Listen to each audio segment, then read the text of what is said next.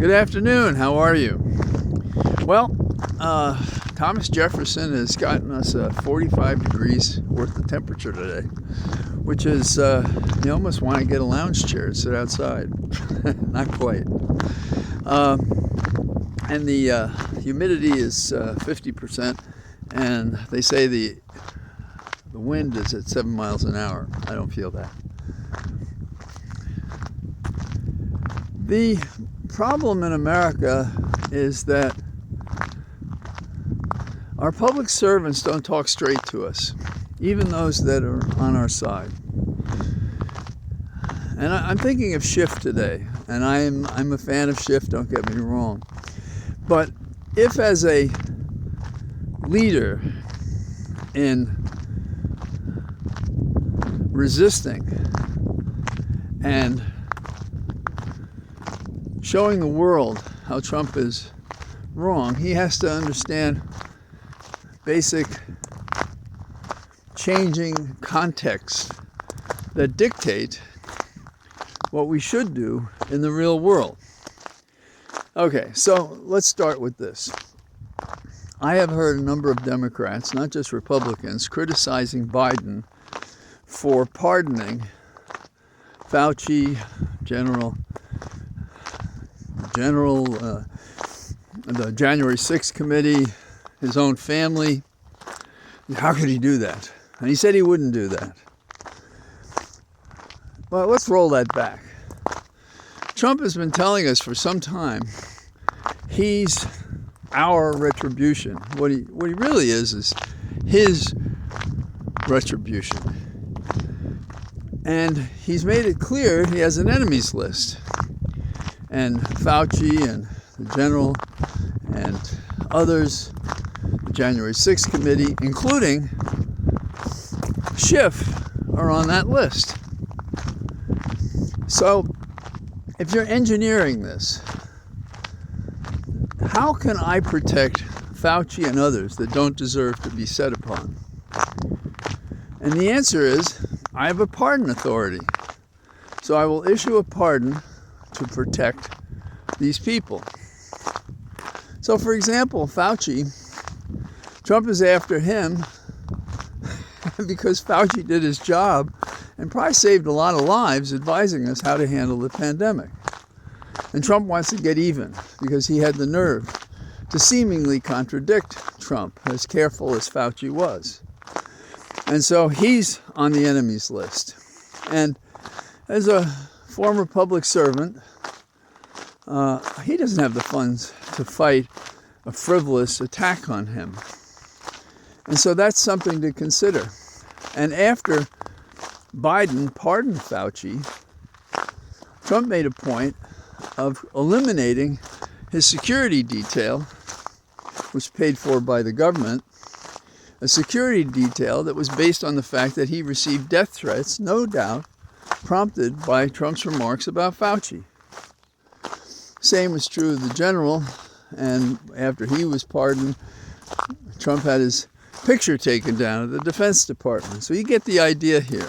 So whereas a pardon might be dealt with and handled in a certain responsible way, all things being equal, when Trump's involved, what you're doing is you're pardoning people to save them from the disaster many of these people are on in years, of defending their families against frivolous charges that will continuously be brought, because if Trump is known for anything, it's for lying, it's for slander, it's for excesses.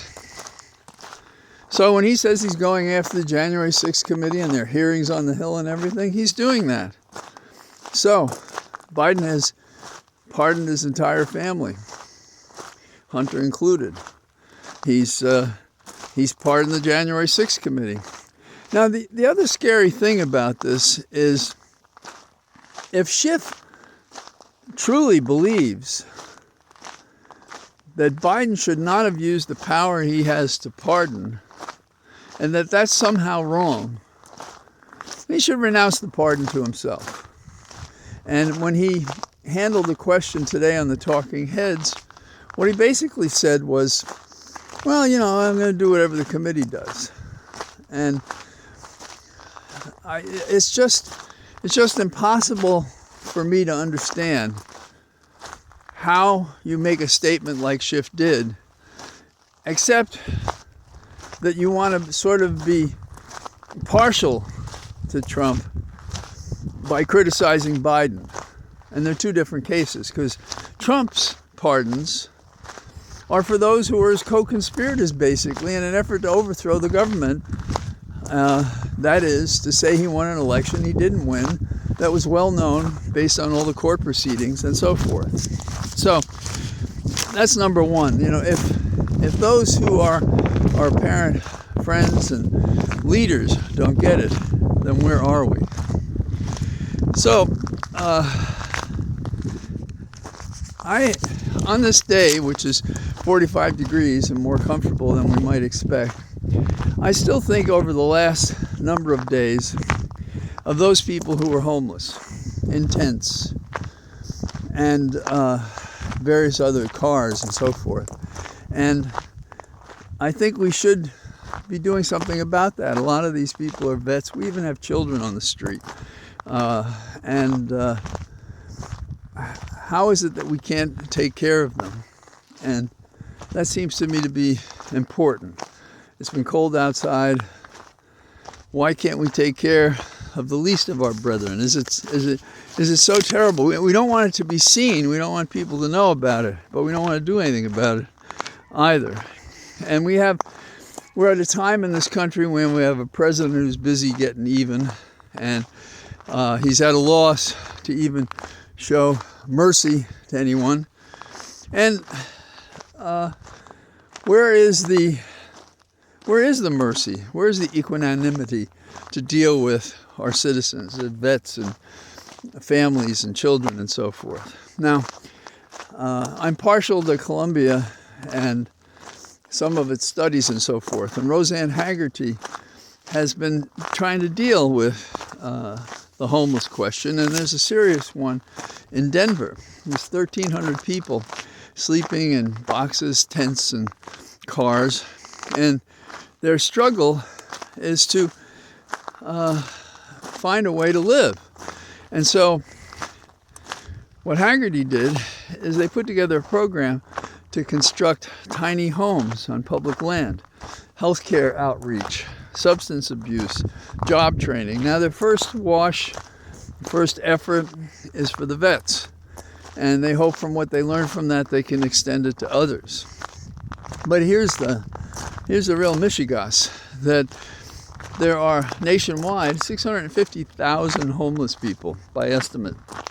Now I know we have a nation of 342 million, give or take, and we should be able to find a way to do this. And many of us, it takes everything we have to deal with our own lives. But what if the plutocrats took a few extra shekels and they could help house the homeless? But will they? I don't know. You know, there are in America, they're not on my speed dial, 614 billionaires. You think among the projects, and there's a lot of good done by those people who are wealthy. This could be a project that they work on. Now, going back to Trump again, he said in recent days, we're going to do things that people will be shocked at. Can you imagine? Can you imagine this guy? He's not trying to make the country copacetic, united, at peace, working together, unified. He doesn't want those things. And so as a result, our military is flying C-130 transports to South America with migrants, and South American countries are going to stop us from landing, not permit us to enter the country. And can you blame them? No. So this is a real issue. We don't want investigations. We don't want the people to know. Now, I sometimes think that things are declared confidential and secret to avoid us knowing the truth. And we know that's happened. The Pentagon Papers is an example of that going back many years. And there have been more recent ones. So what does it mean when Trump closes out 13 inspector generals who are charged with investigating misconduct, but also waste, not just fraud? And isn't that what Trump is supposedly interested in? Efficiencies in government? But he's not prepared to allow those who do it and know it and who are in place to do it. The terror that is American echoes back across the centuries to every dictator before us. And if the people who represent us, who are prepared to fight